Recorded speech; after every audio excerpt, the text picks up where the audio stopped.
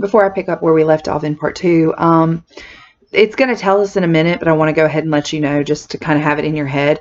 Miss Pross has refused to learn French. So she is speaking everything that is spoken in this section of the book. She's speaking in English, and Madame Defarge is speaking in French, and neither one of them can understand what the other is saying, but each can understand their intent. So when you see their dialogue, understand that neither one of them is understanding what the other is saying. "On my way yonder," said Madame Defarge, with a slight movement of her hand towards the fatal spot, "where they reserve my chair and my knitting for me. I am come to make my compliments to her in passing. I wish to see her." "I know that your intentions are evil," said Miss Pross, "and you may depend upon it, I'll hold my own against them." Each spoke in her own language. Neither understood the other's word. Both were very watchful and intent to deduce from look and manner what the unintelligible words meant. "It will do her no good to keep herself concealed from me at this moment," said Madame Defarge. "Good patriots will know what that means. Let me see her. Go tell her that I wish to see her. Do you hear me?" "If those eyes of yours were bed wenches," returned Miss Pross, "and I was an English four-poster, they shouldn't lose a splinter on me. No, you wicked foreign woman, I am your match." Madame Defarge was not likely to follow these idiomatic remarks in detail, but she so far understood them as to perceive that she was set at naught. "Woman, imbecile, and pig-like," said Madame Defarge, frowning. "I take no answer from you. I demand to see her.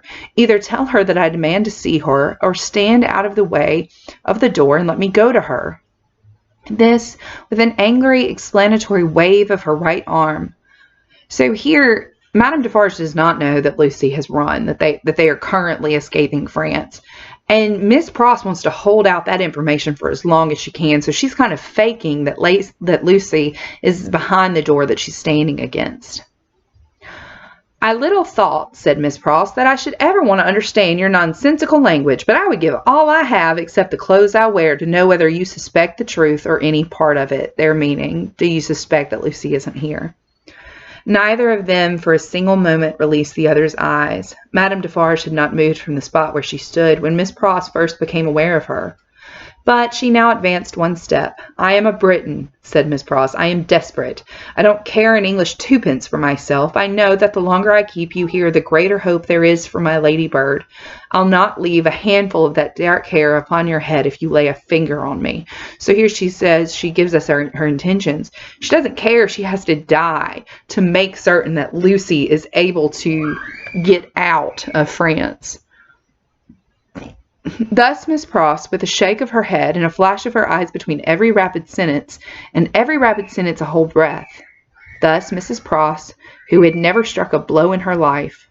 But her courage was that of the emotional nature that it brought the irrepressible tears into her eyes. This was the courage that Madame Defarge so little comprehended as to mistake it for weakness. "Ha!" she laughed. "You poor wretch! What are you worth?" I addressed myself to the doctor. Then she raised her voice and called out, "Citizen doctor, wife of Evrémonde, child of Evrémonde, any person but this miserable fool, answer the Citizeness Defarge." Perhaps the following silence, perhaps some latent disclosure in the expression of Miss Pross's face, perhaps a sudden misgiving apart from either suggestion, whispered to Madame Defarge that they were gone. 3 of the doors she opened swiftly and looked in. "Those rooms are all in disorder. There had been hurried packing. There are odds and ends upon the ground. There is no one in that room behind you. Let me look." "Never," said Miss Pross, who understood the request as perfectly as Madame Defarge understood the answer. "If they are not in that room, they are gone and can be pursued and brought back," said Madame Defarge to herself. "As long as you don't know whether they are in that room or not, you are uncertain of what to do," said Miss Pross to herself. "And you shall not know that if I can prevent your knowing. And now know that, or not know that, you shall not leave here while I can hold you." "I've been in the streets from the first. Nothing has stopped me. I will tear you to pieces, but I will have you from that door," said Madame Defarge. "We are alone at the top of a high house in a solitary courtyard. We're not likely to be heard, and I pray for bodily strength to keep you here while every minute you are here is worth 100,000 guineas to my darling," said Miss Pross. Madame Defarge made at the door. Miss Pross, on the instinct of a moment, seized her round the waist in both arms and held her tight. It was in vain for Madame Defarge to struggle and to strike. Miss Pross, with the vigorous tenacity of love, always so much stronger than hate, clasped her tight, and even lifted her from the floor in the struggle that they had.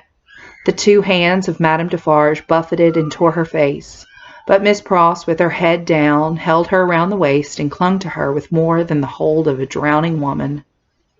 Soon Madame Defarge's hand ceased to strike, and felt at her encircled waist. "It is under my arm," said Miss Pross in smooth tone. "You shall not draw for it. I am stronger than you. I bless heaven for it. I hold you till one or the other of us faints or dies." So Miss Pross feels the weapon that she has hidden. She feels the gun, she feels the knife, and she tells Madame Defarge, "You're not getting this. You are not going to get me to let go." Madame Defarge's hands were at her bosom. Miss Pross looked up, saw what it was, struck at it, struck out a flash and a crash, and stood alone, blinded with smoke. So here Madame Defarge reaches for the gun. Miss Pross sees it, she strikes at it, and then all of a sudden it goes off. All this was in a second. As the smoke cleared, leaving an awful stillness, it passed out on the air like the soul of the furious woman whose body lay lifeless on the ground. In the first fright and horror of the situation, Miss Pross passed the body so far from it as she could, and ran down the stairs to call for fruitless help. Happily, she bethought herself of the consequences of what she did, in time to check herself and go back. It was dreadful to go in at the door again, but she did go in, and even went near it to get the bonnet and other things that she must wear. These she put on, out on the staircase, first shutting and locking the door, and taking away the key. She then sat down on the stairs a few moments to breathe and to cry, and then got up and hurried away. So Miss Pross and Miss Defarge struggle for the gun. The gun goes off, and it shoots and kills Madame Defarge. By good fortune, she had a veil on her bonnet, or she could hardly have gone along the streets without being stopped. By good fortune, too, she was naturally so peculiar in appearance as not to show disfigurement like any other woman. She needed both advantages, for the marks of gripping fingers were deep in her face, and her hair was torn, and her dress, hastily composed with unsteady hands, was clutched and dragged 100 ways. In crossing the bridge, she dropped the door key in the river. Arriving at the cathedral some few minutes before her escort, and waiting there, she thought, what if the key were already taken in a net? What if it were identified? What if the door were open and the remains discovered? What if she were stopped at the gate, sent to prison, and charged with murder? In the midst of these fluttering thoughts, the escort appeared, took her in, and took her away. "Is there any noise in the street?" she asked him. "The usual noises," Mr. Cruncher replied, and looked surprised by the question and by her aspect. "I don't hear you," said Miss Pross. "What do you say?" It was in vain for Mr. Cruncher to repeat what he said. Miss Pross could not hear him. "So I'll nod my head," thought Mr. Cruncher, amazed. "At all events, she'll see that." And she did. "Is there any noise in the streets now?" asked Miss Pross again, presently. Again Mr. Cruncher nodded his head.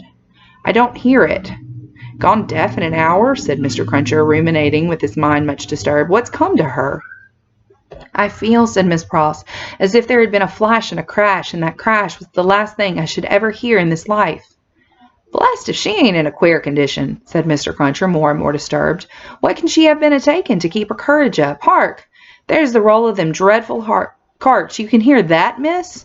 "I can hear," said Miss Pross, seeing that he spoke to her, "nothing. Oh, my good man, there was first a great crash, and then a great stillness. And that stillness seems to be fixed and unchangeable, never to be broken any more as long as my life lasts.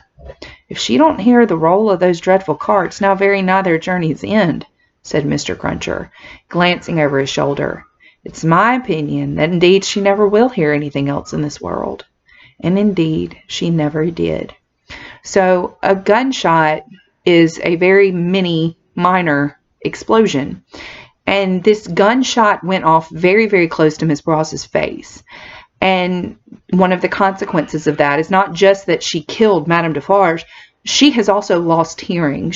And we find here in this last sentence she never regains that hearing. It's a permanent condition for her. And that's the end of chapter 14.